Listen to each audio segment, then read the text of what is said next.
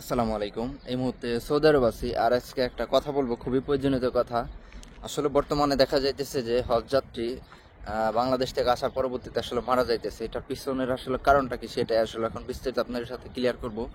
আসলে পিছনের সিনারি দেখতে দেখতে আমার সাথে কথা বলতে আসলে আপনাদের খুবই ভালো লাগবে। তা অতি প্রথমেই যদি ফার্স্টে আমি বলি যে আসলে হজযাত্রী কেন সৌদি আরব আসার পরবর্তীতে মারা যায়, আগে থেকে কেন আসলে মারা যায় না, অথবা বাংলাদেশ থেকে যখন আসে তখন দেখা গেছে বিমানে কোনো ক্ষয়ক্ষতি হয় না, বা বিমান বন্দরে কোনো ক্ষয়ক্ষতি হয় না, অথবা রুমে আসার পরবর্তীতে কোনো ক্ষয়ক্ষতি হয় না, কিন্তু যখন হজ করতে আসে, হজ করার যে মাঝামাঝি একটা সময়, এই সময় আসলে কেন মারা যায় সেই বিস্তারিত আলাপটা এখন আমি আপনাদের কাছে ক্লিয়ার করে দেবো, যাতে ভবিষ্যতে কোনোদিন আর অন্তত কারো কাছ থেকে জানার আগ্রহী না জানে যে কেন হজযাত্রী মারা যায়। আমি যদি একদম ফার্স্টে এক নাম্বারের কথা বলি যে কেন আসলে হজযাত্রী মারা যায়, এর প্রধান কারণ হইতেছে গরম। কারণ আপনি যখন বাংলাদেশ থেকে সরাসরি সৌদি আরব আসেন, বাংলাদেশে এক ধরনের ওয়েদার, সৌদি আরবে আসার পরবর্তীতে আর এক ধরনের ওয়েদার। তা ফার্স্টেই বলবো যে আসলে কেন তাহলে মারা যায়, গরমে তো মানুষ মারা যায় না। হ্যাঁ, এইটা আর একটা পয়েন্ট। যখন আপনি বাংলাদেশ থেকে সরাসরি সৌদি আরব এসে ল্যান্ড করেন, ল্যান্ড করার একদিন দুই দিন পর থেকে কিন্তু হজ শুরু হয়ে যায়, অথবা দেখা গেছে যে তার 3-4 দিন পরেই কিন্তু হজ শুরু হয়ে যায়। আপনি যখন প্রথমেই সৌদি আরব আসেন, অতি ফার্স্টে কিন্তু আপনি এসি রুমের ভিতর ওয়েটিং করেন বা রেস্ট নেন, অথবা রাত্রি যাপন করেন। আর তখন কিন্তু ঠান্ডা থাকে, আর অনেকেই বাংলাদেশ থেকে আসলে এসি রুম ব্যবহার করে কিন্তু সৌদি আরবে আসে না। আর যারাই আসলে এসির রুম ব্যবহার না করে সরাসরি সৌদি আরবের মধ্যে চলে আসে, আর আপনারা জানেন যে সৌদি আরবের এসির রুমগুলো অনেক বেশি ঠান্ডা থাকে, শীতল থাকে, কারণ এখানে যেহেতু পার্সোনাল ব্যক্তিগত কোনো রুম না, তাদের যেই রুম টেম্পারেচার হিসাব করে যে এসিগুলো চালায়, এই এসিগুলো কিন্তু বরফের মতো ঠান্ডা হয়ে যায় তুলনামূলকভাবে। আমরা যেমন আমাদের রুমে থাকি, আর যখন আমরা মক্কা শরীফে যাই হজ করার জন্য, অথবা মদিনা শরীফে যাই হজ করার জন্য, তখন তাদের রুমের টেম্পারেচারটা খুবই খুবই কম তাপমাত্রার মধ্যে থাকে। আমরা কম্বল মুড়ি দিয়েও কিন্তু অনেক সময় তার চেয়েও বেশি কিন্তু শীত লাগে। আর এই একটা কারণ হইতেছে, যখনই আপনি সারা রাত ভরে এসির রুমে ঘুমানোর পরবর্তীতে সকালবেলা যখন বেরোন হজ করার জন্য, অথবা বাইরে বাইরে এসে কি করেন, আপনি প্রচুর পরিমাণ ঠান্ডা পানি খান। আর ঠান্ডা পানি খাওয়ার ফলে কি হয়, যে কোনো একটা মানুষ যখন গরমের মধ্যে হঠাৎ করে, অভ্যাস যার নাই, হঠাৎ করে সে ঠান্ডা পানি খায়, তখন কিন্তু তার স্ট্রোক করার ঝুঁকিটা অনেক বেশি বেড়ে যায়। কারণ আপনার শরীরের যে পরিমাণ তাপমাত্রা, তার চেয়ে কিন্তু ফ্রিজের যে পানিগুলো থাকে সৌদি আরবের, এগুলো প্রচুর পরিমাণ ঠান্ডা। আর যার কারণে ঠান্ডা পানি সরাসরি শরীরের ভিতরে প্রবেশ করার জন্য দ্রুত কিন্তু রক্তের সাথে এগুলো কানেকশন হয়ে যায়, আর যার কারণে মানুষ কিন্তু স্ট্রোক করার ঝুঁকিটা অনেক বেশি বেড়ে যায়। এই হলো একটা কারণ। এবার বলি দ্বিতীয় কারণ কি। দ্বিতীয় কারণ, যখন আপনি সৌদি আরবে হজ করেন, আপনার যে খোলামেলা যে জায়গাটা আছে, এইখানে কিন্তু প্রচুর পরিমাণ গ্যাদারিং থাকে, প্রচুর পরিমাণ গরম থাকে, একটা মানে আপনার নিঃশ্বাস প্রশ্বাস নিতেও কিন্তু অনেকটা কষ্ট হয়। যখন আপনি মক্কার এরিয়ার ভিতরে থাকেন, তখন এই সমস্যাটা হয় না। যখন আপনি তাওয়াফ করেন, তখনও কিন্তু কোনো সমস্যা হয় না, কিন্তু সাফা মারা চক্কর করেন যখন, তখন কিন্তু খুবই খুবই কষ্ট হয়। আর এই কারণে হযরত মুহাম্মদ সাল্লাল্লাহু আলাইহি সাল্লাম তিনি বলছেন যে বৃদ্ধ বয়সে তোমরা হজ না করে যৌবন বয়সে হজ করো, যাতে আপনার তোমার শরীরে অনেক বেশি শক্তিশালী থাকে। আর আসলে বাস্তব কথা বলতে কি, আমি প্রায় 2-3 বার হজ করতে গেছি, উমরা হজ করার জন্য। আসলে মন থেকে খোলা কথা বলি, হজ করতে কিন্তু অনেক পরিমাণ কষ্ট একটা মানুষের। মনে করেন আপনার একদিন হজ করলে তার 3-4 দিন পর্যন্ত পাও ব্যথা থাকে, বুকে ব্যথা থাকে, দৌড়াদৌড়ি করা লাগে। এরপর আরো হজ করার আনুষঙ্গিক অনেক রকমের কিন্তু কাজকর্ম থাকে। এই হইতেছে আরো একটা কারণ। এবার আসেন তৃতীয় কারণ কি হইতে পারে। তৃতীয় কারণ আমি যেটা বলবো, আসলে যখন বাংলাদেশ থেকে সরাসরি সাধারণ মানুষ যখন হজ করার জন্য আসে, এদেশের যে পরিমাণ খানা খাদ্য, সেই পরিমাণ খানা খাদ্য কিন্তু বাংলাদেশের মানুষ খায় না। কারণ এইখানে যখনই আসে তখন একটু তারা ভালো মন্দ খায়। আর সৌদি আরবে প্রচুর পরিমাণ তেল জাতীয় খাবার, প্রত্যেকটা হোটেলের খাবার কিন্তু প্রচুর পরিমাণ তেল জাতীয়। অন্তত বিশেষ করে যারা আপনারা খেফসা খান, আমি সবাইকে অনুরোধ করব, যখন আপনি সৌদি আরবের মধ্যে আসেন, একেবারে ফার্স্টে নতুন নতুন কালে আইসা খেফসা বেশি পরিমাণ খাবেন না, অল্প পরিমাণ খাবেন। যেমন পেটের ভিতরে কিন্তু কমপক্ষে 3/2 ভাগ পরিমাণ আপনি জায়গা রাইখে তারপরে কিন্তু খানা খাদ্য খাবেন। কারণ এই দেশের খেফসায় প্রচুর পরিমাণ তেল থাকে, আর ওই তেল জাতীয় চর্বি জাতীয় খাবার খায় কিন্তু একটা মানুষ সমস্যার মাঝখানে পড়ে যায়। যাই হোক, এই ছিল খুঁটিনাটি বিষয়। কিছু জিনিস যদি আপনি একটু খেয়াল করে চলেন, তাহলে কিন্তু অনেক সচেতন থাকতে পারেন। আর বিশেষ ক্ষেত্রে, মেন ক্ষেত্রে ঠান্ডা পানি কখনো আপনি খাবেনই না। আপনি যেখান থেকে পানি কিনে খান সেখানে বলবেন যে আমি নর্মাল পানি খাবো।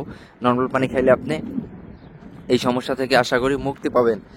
আর আপনি যখন আসলে তাওয়াফ করতে যান, অনেক সময় আমরা তাওয়াফ করবার মাঝখানে কিন্তু পানি খাই নিই। এটা কিন্তু আরো একটা ভুল, কারণ সৌদি আরবের মক্কা শরীফের ভিতরে যেই পানিগুলো পাওয়া যায় অথবা মদিনা শরীফের ভিতরে যেই পানিগুলো পাওয়া যায়, এটা তো জমজমের কূপের পানি। এই পানি আপনার আরো বেশি টেম্পারেচার, শীত বেশি। হয়তো গরমের ভিতর খাইতে গেলে আপনার কাছে খুবই ভালো লাগে, শরীরটা একদম শীতল হয়ে যায়, এর পরবর্তীতে খাইতে গেলে খুবই মজা লাগে। কিন্তু আপনি যখন 4 গ্লাস 5 গ্লাস পানি খাবেন তখন কিন্তু এই দুর্ঘটনা ঘটার কিন্তু সম্ভাবনা থাকে। কারণ আমরা যেহেতু সৌদি আরববাসী, আমি আমার নিজের কথা দিয়ে উদাহরণ দেই। যখন সৌদি আরবের মধ্যে আমি আইসে পড়ছি তখন কিন্তু পুরোপুরি বাংলাদেশের মতো শীত ছিল। আর এই শীতের কারণে যখন শীত যায় আস্তে আস্তে গরম আসে, তখন কিন্তু আমার শরীরের ভিতরে সেই জিনিসটা আসলে স্ট্রবেরি হয়ে গেছে বা একটা মাপ মতো আমি এসে পড়ে গেছি। সেই ক্ষেত্রে আমি বলতে পারি যে আমরা যখন এখনো প্রায় দীর্ঘদিন 4-5 বছর পরে আমরা বিদেশ থাকি, আমরা যখন গরমের ভিতর ক্লান্ত হয়ে পড়ি তখন কিন্তু পানি খেলে অনেক সময় দেখা গেছে আমাদের মাথার ভিতরে কেমন যেন ঝিনঝিন করে, অথবা দেখা গেছে বিভিন্ন রকমের সমস্যা আমাদেরই হয়, আমরা যেহেতু 4-5 বছর ধরে থাকি। আর আপনারা যেহেতু বাংলাদেশ থেকে সরাসরি আসেন, আর আমাদের বয়স আর আপনাদের বয়সের মাঝখানে অনেকটা ব্যবধান থাকে। যাই হোক, আশা করি আমি আপনাদের মাঝখানে এই বিষয়টা ক্লিয়ার করতে পারছি যে কেন আসলে হজযাত্রী বেশিরভাগ মারা যায়।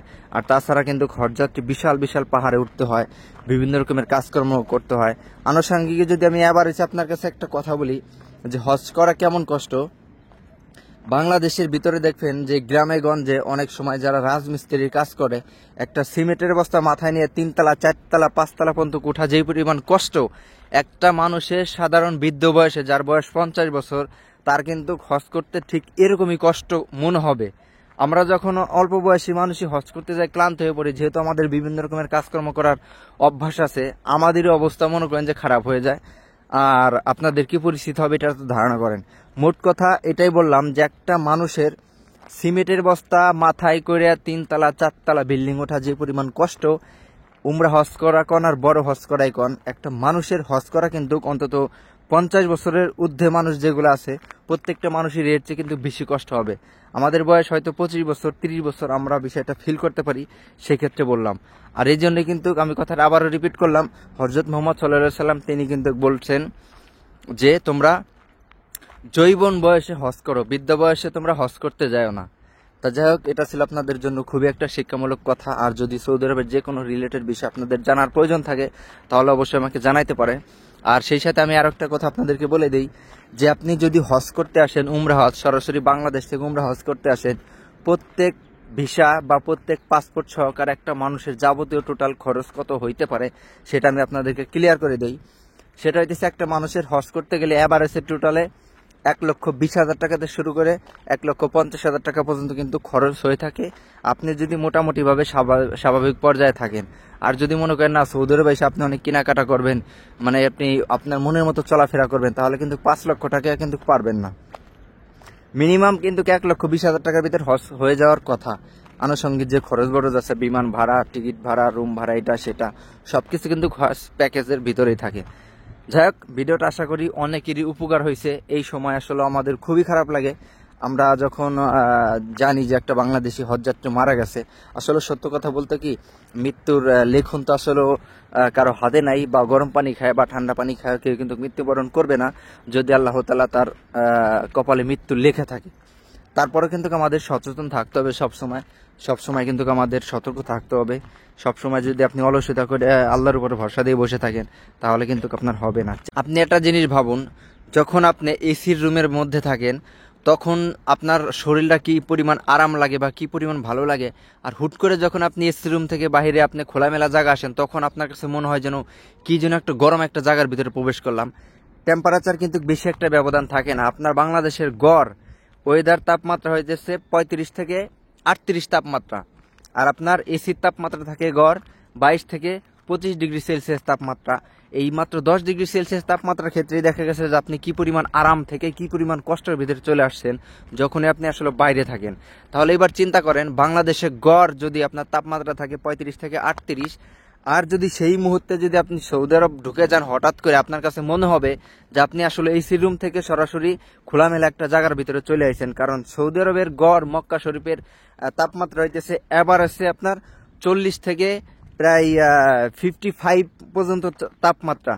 চিন্তা করেন যদি আপনি এভারেজে হুট করে বাংলাদেশ থেকে যদি আপনি 35 তাপমাত্রা থেকে সৌদি আরবের প্রায় 45 থেকে 55 ডিগ্রি তাপমাত্রার ভিতরে হঠাৎ করে চলে আসেন, তখন আপনার শরীরের কন্ডিশন কেমন হইতে পারে বা আপনার সিস্টেমগুলো কেমন হইতে পারে। হয়তো বা সামরিক কিছু কারণের জন্য আপনার বাইরের যে শ্বাস প্রশ্বাস অথবা যে আরামদায়ক একটা জিনিস, এটা আসলে আপনি মিটাইতে পারেন এসি থেকে অথবা একটু ফাঁকা জায়গা বসে, কিন্তু প্রাকৃতিকভাবে যখনই আপনি হজ করার কার্যক্রম শুরু করে দেবেন তখন কিন্তু ওই জিনিসটা কিন্তু আপনি আর বুঝতে পারবেন না। আপনার শরীরের যে একটা প্রেশারে থাকবে বা যে একটা গরমের চাপের ভিতরে থাকবে, ওই জিনিসটা আপনি বাইরে থেকে ফিল করতে পারবেন না। তখনই কিন্তু একটা মানুষ ভিতরের যেই আমাদের কার্যক্রম, যেই হার্ট আছে বা বিভিন্ন রকমের যেই সমস্ত শরীরের ভিতরে যেই কার্যক্রম করার যেই সমস্ত পাস আল্লাহ তাআলা তৈরি করে দিছে, ওই সমস্তগুলো কিন্তু হঠাৎ করে ব্লক হয়ে যায় অথবা ওইগুলোর প্রতি বিশাল আকারে কিন্তু একটা ইফেক্ট পড়া শুরু হয়ে যায়। আর এই কারণেই কিন্তু মূল মানুষ হজ করতে এসে স্ট্রোক করে বা মারা যায়। তা যাই হোক, সবাই সতর্ক থাকবেন, কারণ একটা জীবন অনেক বেশি গুরুত্বপূর্ণ মানুষের জন্য। তা সবাই ভালো থাকবেন, সুস্থ থাকবেন। আসসালামু আলাইকুম।